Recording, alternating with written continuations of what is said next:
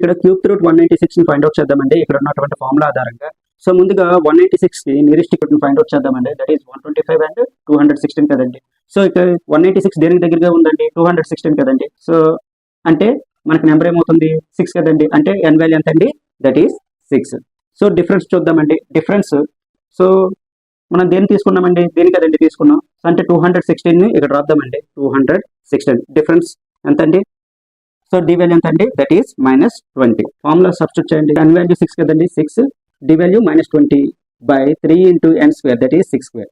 So 6 minus 20 by, so 6 square means 36, 3 into 36.